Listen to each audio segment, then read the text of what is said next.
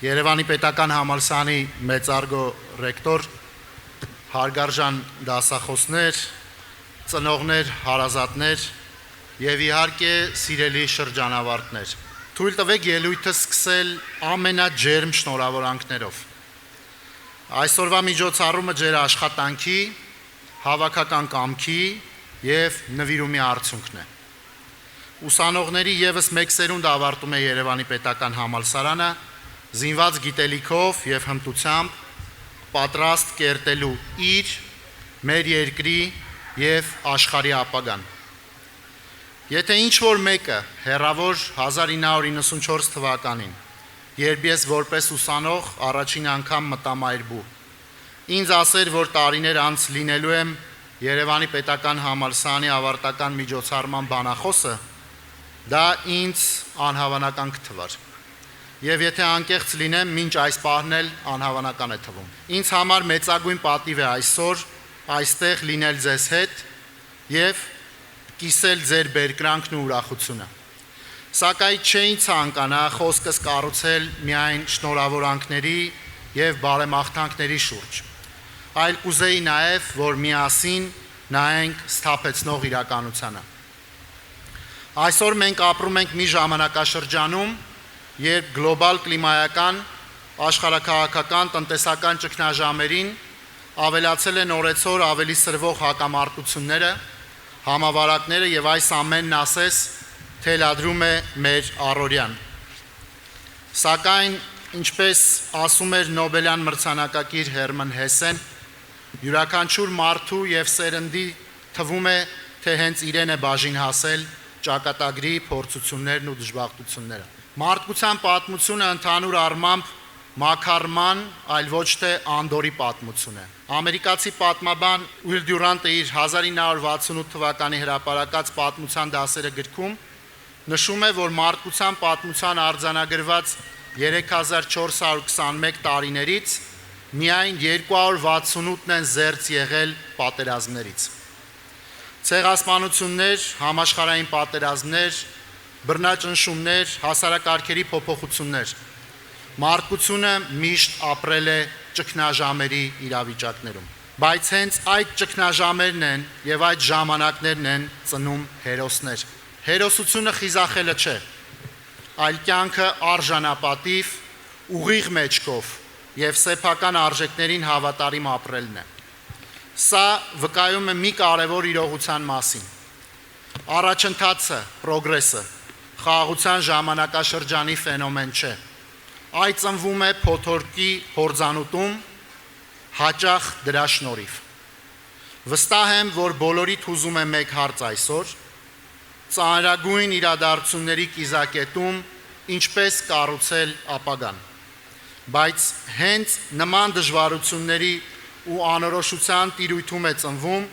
մարդու լավագույն ոգեղեն կերտվածքներից մեկը՝ առաջնորդությունը։ Բավականին բարդ եւ ռիսկային հանձնառություն։ Մի պահ խնդրեմ, փակեք ձեր աչքերը եւ պատկերացրեք երազանքի Հայաստանը եւ համեմատեք այն այսօրվա իրականության հետ։ Այդ երազանքի եւ իրականության միջև տարբերությունն է ստեղծում առաջնորդության հնարավորություն։ Առաջնորդությունը տեսլականի եւ իրականության միջև եղած անջրպետը կամուրջելու ունակությունն է։ Մարդկությունը կարողացել է հասնել լուսին, իջնել օվկիանոսի հատակը, բժշկել մահացու հիվանդություններ, բայց միևնույն ժամանակ մենք դեռևս ունակ չենք խաղաղ գոյակցելու, վերացնելու աղքատությունը եւ պահպանելու բնությունը գալիք սերունդների համար։ Առաջնորդությունը անլուծելի թվացող խնդիրները լուծելու խիզախությունն ու կարողությունն է։ Այսօր առավել քան երբևէ մենք ունենք առաջնորդության կարիք։ Առաջնորդել կարող են բոլորը, թե երկրի ղեկավարը, թե ուսուցիչը, թե բանվորը։ Առաջնորդությունը կարևոր է հատկապես այն իրավիճակներում, երբ մարդիկ բախվում են նոր մարտահրավերների եւ պետք է առաջարկեն նոր լուծումներ։ Նոր մոտեցումներ գտնելը որպես կանոն ցավոտ է եւ դժվար, քանի որ այն երբեմն պահանջում է կոտրել կարծրատիպեր։ Առաջնորդությունը պահանջում է խիզախություն։ Դուք մարդկանց պետք է ասեք այն, ինչ կարևոր է, այլ ոչ թե այն, ինչ նրանք ուզում են լսել։ Պետք է խախտեք ստատուս քվոն, դուրս բերելով հարմարավետության գոտուց։ Առաջնորդել նշանակում է հաճախ լինել միայնակ եւ չհասկացված։ Այդ դեպքում հարց է առաջանում, ինչու առաջնորդել, եթե դա այդքան բարդ է եւ դժվար։ Ինչու վտանգել հեղինակությունդ եւ նույնիսկ կյանքդ։ Արդյոք արժե վճարել այդ գինը։ Պատասխանը՝ այո։ Քանի որ չկա ավելի մեծ բերկրանք, քան մարդկանց կյանքը դեպի լավը փոխելը։ Մարդկանց առաջնորդելու համար պետք է նաև ներքին տոկունություն։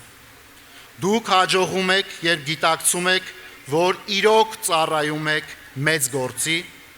նպատակը գտնում եք սեփական անձի սահմաններից դուրս։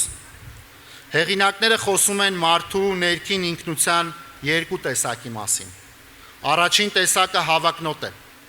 կենտրոնացած իր կենսագրության եւ կարիերայի կառուցման վրա։ Երկրորդը ձգտում է ներքին խաղաղության, ունի լավի եւ բարու հստակ ընկալում։ Նա ցանկանում է ծառայել կարևոր կոչմանը, նպատակին։ Մինչ առաջին տեսակը ցանկանում է նվաճել աշխարհը, երկրորդը պատրաստ է ծառայել աշխարհին։ Մինչ առաջինը գործում է սովորույթի ուժով, երկրորդը բնավորություն կերտելու մարտիկ է։ Առաջին տեսակը գտնվում է ուշադրության կիզակետում, բայց հեղինակների պնդմամբ երկրորդ տեսակն է ավելի երջանիկ, որ կարողանում է իր գործողությունները կառավարել ներքին կողմնացույցով։ Այս երկու ինքնությունները երկու տարբեր անձինք չեն։ Դրանք մեկ մարդու ներքնաշխարհի դրսևորումներ են։ Առաջնորդել նշանակում է ապրել կարեկցանքով,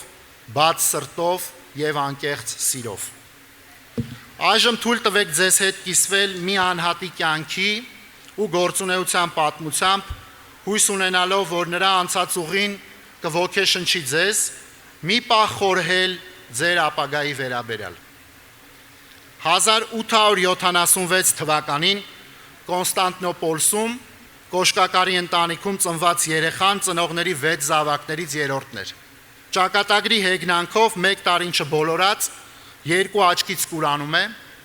սակայն բժիշկների ջանքերի շնորհիվ հնարավոր է լինում վերականգնել միայն 1 աչքի տեսողությունը։ Դեռ մանուկ հասակից լեզուների նկատմամբ բացառիկ հակում ունենալով 12 տարեկան պատանին ազատ գրում եւ կարդում էր գրափար հունարեն, ֆրանսերեն, անգլերեն, եբրայերեն եւ թուրքերեն։ Արտասովոր ունակությունների շնորհիվ նա ժամանակից շուտ ընդունվում եւ կրթություն է ստանում տեղի դպրոցում, ապա եւ վարժարաններում։ Ուսումը շարունակելու լիարժեք գիտելիքներ ստանալու նպատակով հաջողվում է մեկնել Փարիզ, Սորբոնի համալսարանում սովորելու։ Փարիզում ուսանելու տարիներին կրթություն ստանալուն զուգահեռ փողոցներում թերթեր է վաճառում, գիշերները կայարաններում վագոններ մաքրում, գումար վաստակում բեռնակրությամբ։ Տարաբնույթ ծանր աշխատանքները հյուծում են առողջությունը, բայց չեն կոտրում նրա կամքը։ Սորբոնի համալսարանում գիտաժողովներից մեկում զեկույցով հանդես գալու համար նրան անհրաժեշտ էր մասնակցության գումար 20 ֆրանկ հայթայթել, որը վճարելու համար վաճառում է անկողինը, տնից բերած միակ իրը, որից հետո ստիպված է լինում քնել թերթերի վրա, գլխի տակ բարձի փոխարեն գրքեր դնելով։ Զեկույցն արժանանում է բարձր գնահատականի եւ նրան հրավիրում են դասախոսություններ լսելու Ստրասբուրգի համալսարանում։ Ավարտելով ուսումը Եվրոպայում, հաստատվում է Հայաստանում, զբաղվում ուսուցչությամբ, տարբեր կրթական հաստատություններում, կատարում լեզվաբանական ուսումնասիրություններ։ 1923 թվականին ստանալով հրավեր, սկսում է աշխատել Երևանի պետական համալսարանում։ Անգնահատելի ներդրում ունենալով համալսարանի կայացման մեջ, այն համալսարանի, որի շրջանավարտներն եք այսօր դուք։ Կյանքի դժվար փուլը սակայն դեռ առջևում էր։ 1937 թվականին նա ձերբակալվում է հակահեղափոխական գործունեություն ծավալելու անհիմն մեղադրանքով։ Բազում լեզուների իմացությունը առիթ էր մեղադրելու նրան լրտեսության մեջ։ Բանտախցում եղած ժամանակ էլ մանկավարժական գործունեությամբ էր զբաղվում։ Սեփական նախաձեռնությամբ կրթում էր բանտարկյալներին։ Իրեն այցելող կնոջը խնդրում էր ուտելիքը եւ իրերը փաթեթավորել հնարավորինս շատ թղթերով, որպեսզի հնարավորություն ունենա դրանց վրա շարադրելու մտքերը։ Իսկ փոքրիկ մատիտը յուրաքանչյուր խուզարկության ժամանակ պահում էր բերանում։ Նրա 1937 թվականի նոյեմբերի 16-ի մեղայական նամակում այսպիսի տողեր կան. «Խնդրում եմ պահպանել իմ կյանքը եւ հնարավորություն տալ ինձ վերջացնելու իմ 20-ից ավելի գիտական աշխատությունները»։ Աքսորավայրում անցկացրած 2 տարիները հյուծել եւ քայքայել էին առողջությունը։ 1939 թվականին արդարությունը վերականգնվում է եւ նա վերադառնում է իր սիրելի համալսարան։ Թվում էր կյանքը մտնում է բնականon հուն, երբ 1947 թվականին սկսվում են նոր հետապնդումներ։ Նրան հեռացնում են համալսարանից, որ իր կյանքի եւ ինքնության անբաժանելի մասն էր դարձել։ Սերը դեպի պետական համալսարան անքան խորն էր, որ հաճախ գալիս էր այստեղ, եւ քանի որ նրան արգելված էր բուհի շեմից ներս մտնել,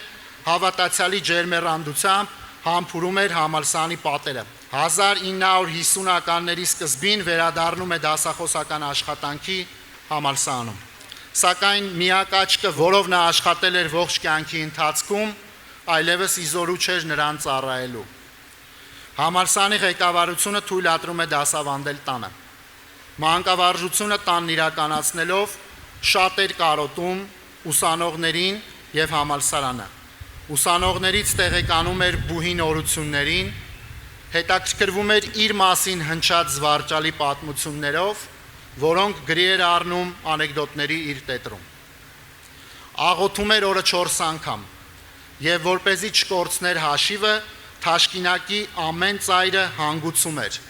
եւ հաջորդ օրը նույն հերթականությամբ բացում էր կապերը։ 1953 թվականին նա հրաժեշտ տվեց կյանքին, ձեռքում պահելով թաշկինակը, որի 3 ծայրերը հանգուցված էին, իսկ 4-րդը մնացել էր բաց։ Այս պատմությունը շատերդ երևի հասկացաք, հայ ականավոր լեզվաբան, բառարանագիր, Խորհրդային Հայաստանի գիտությունների ակադեմիայի ակադեմիկոս, գիտությունների վաստակավոր գործիչ Հրաչյա Աճարյանի մասին է։ Նրա, ով ոչ միայն հայերենը նոր լույսի ներկո ներկայացրեց աշխարհին, այլև ամբողջ կյանքում հավատարիմ մնալով իր կոչմանը